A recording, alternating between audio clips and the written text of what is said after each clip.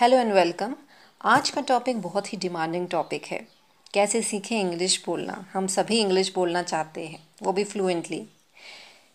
मैंने अपनी लाइफ में कई ऐसे लोग देखे हैं जिन्हें इंग्लिश की अच्छी नॉलेज है, जिन्हें इंग्लिश ग्रामर की बहुत अच्छी नॉलेज है, जो बहुत अच्छी इंग्लिश लिख लेते हैं बिना मिस्टेक्स की।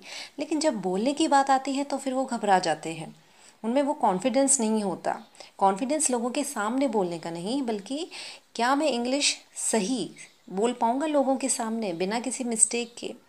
इस बात का डर उन्हें रहता है और ये बात बहुत हर्टफुल होती है।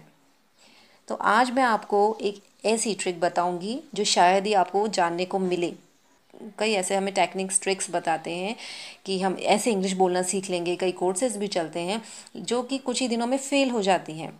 आपने सुना होगा कि इंग्लिश बोलना चाहते हो तो हमेशा ही या फिर ज़्यादा से ज़्यादा इंग्लिश न्यूज़पेपर्स पढ़ें, जैसे times of India, economic times, business standard जैसे इंग्लिश न्यूज़पेपर्स। मतलब आप जब भी न्यूज़पेपर की बात आए, न्यूज़पेपर आपको पढ़ना हो तो आप इंग्लिश में ही पढ़ें। और हम शुरू भी कर देते हैं, राइट।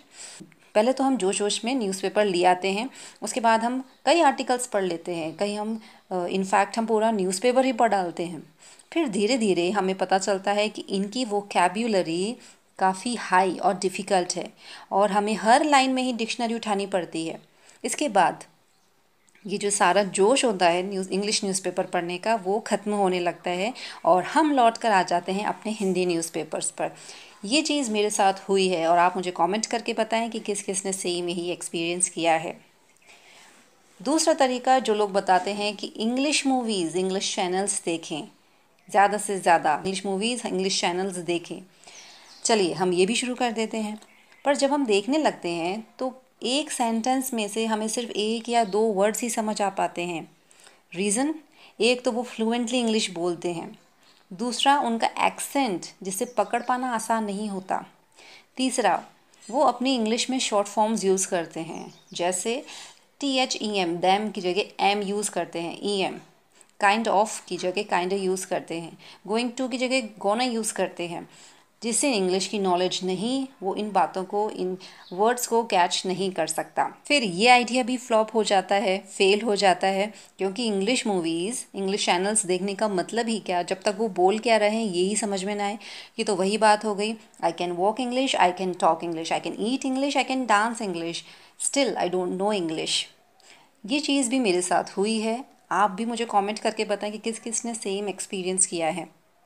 तीसरी चीज़ जो लोग कहते हैं कि सबसे या फिर आपस में जो भी फ्रेंड्स हैं, फैमिली मेम्बर्स हैं, उनसे इंग्लिश में ही बात करें, भले ही उन्हें इंग्लिश नहीं आती हो। पर ये आइडिया भी फ्लॉप होने लगता है जब दूसरे हमारी बात समझ नहीं पाते और हमें हिंदी में ही बोलना पड़ता है, या फिर बार बार गलत इंग्लिश बोलने से या फिर ग्रामेटिकल मिस्टेक करने से हम दूसरों के सामने एम्बेरस होने लगते हैं। तो हमें लगता है कि हिंदी में ही बात करें। तो मैं आपको एक ऐसी ट्रिक बताऊंगी जो इनसे अलग तो नहीं, पर तरीका अलग है। आपको वो इंग्लिश चैनल्स या इंग्लिश मूवीज़ नहीं देखनी है जिनमें नॉन इंडियंस इंग्लिश बोल रहे हैं, बल्कि आपको वो चैनल्स देखने हैं जिनमें इंडियंस इंग्लिश बोल रहे हों, और वो भी ज़्यादा से ज़्यादा।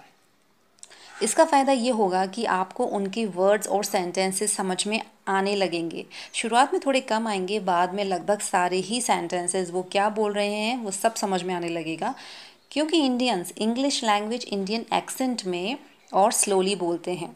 उनके वर्ड्स सधे हुए होते हैं, बिना किसी शॉर्ट फॉर्म को यूज़ किए होते हैं। आप सिर्फ 1 महीने के अंदर ही देखेंगे कि जो इंग्लिश पहले आपको मुश्किल लगती थी वो अब आसान हो चुकी है। और ये मेरा अपना एक्सपीरियंस है, इसलिए मैं आपको इस तरीके की, इस ट्रिक की, इस टेक्निक की मैं आपको गारंटी देती हूँ। पर यहाँ मैं आपको ये बता दूँ कि इंग्लिश बोलने के लिए 2 चीज़ें आनी चाहिए। पहली है टेंसेस, जो कि पूरी ग्रामर का सबसे इम्पॉर्टेंट एंड यूज़फुल टॉपिक है। अगर आपको टेंसेस की नॉलेज नहीं है, आपको टेंसेस सीखने ही पड़ेंगे। अगर आप बोलचाल की भाषा में भी इंग्लिश बोलना चाहते हैं तो उसके लिए भी आपको टेंसेस आने चाहिए। इसके बाद आता है प्रीपोजिशन, जिसमें टू ऑफ फोर सिंस जैसे वर्ड सेंटेंसेस में यूज़ किए जाते हैं। प्रीपोजिशंस की अगर आपको ऊपरी नॉलेज भी है तो भी काम चल जाएगा। दूसरी चीज़ है वोकैब्युलरी। थोड़े बहुत वर्ड्स जिनको डे टू डे यूज़ किया जाता है, उन्हें हम पढ़ते सुनते आ रहे हैं बचपन से ही, पर इनके साथ आप डेली 2 से 3 वर्ड्स ज़रूर लर्न करें और उनके 5 सेंटेंसेस बनाएं। नेक्स्ट डे जब आप नए वर्ड्स लर्न करें तो जो पहला आपने पढ़ रखा है उसे आप एक बार ज़रूर रिवाइज करते रहें, जिससे कि आप पहले वाले वर्ड्स भूल नहीं जाएं। ये बातें मैंने उनके लिए बताई हैं जिनके टेंसेस पार्ट स्ट्रॉन्ग नहीं हैं और वोकैबुलरी में भी गिने चुने वर्ड्स आते हैं, पर जिनके दोनों पार्ट्स स्ट्रॉन्ग है, प्रिपोजिशन की भी ठीक ठाक नॉलेज रखते हैं, उनको सिर्फ और सिर्फ इंडियन मूवीज़, इंडियन वीडियोस देखने हैं और सुनने हैं।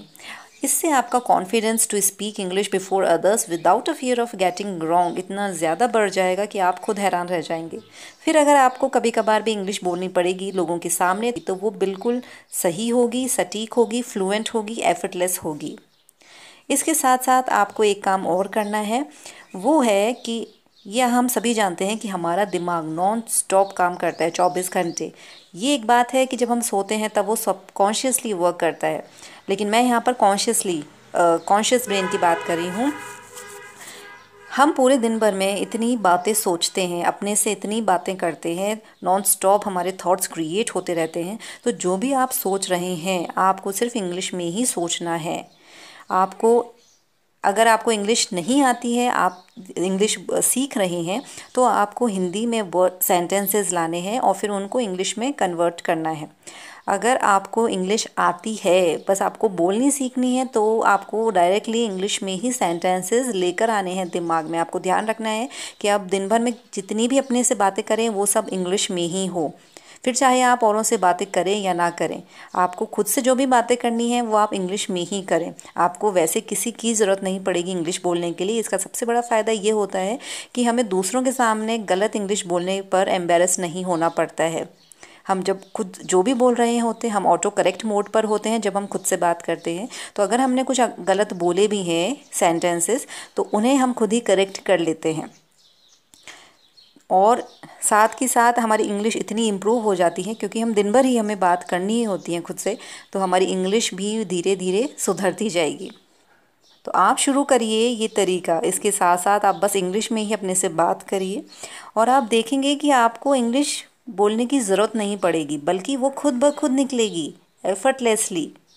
आप यूज़ करें ये मेथड, ये तरीका जो मैंने आपको बताया है, और मुझे बताएं कि आपकी स्पोकन इंग्लिश में कितना सुधार हुआ है इससे। Thanks for watching.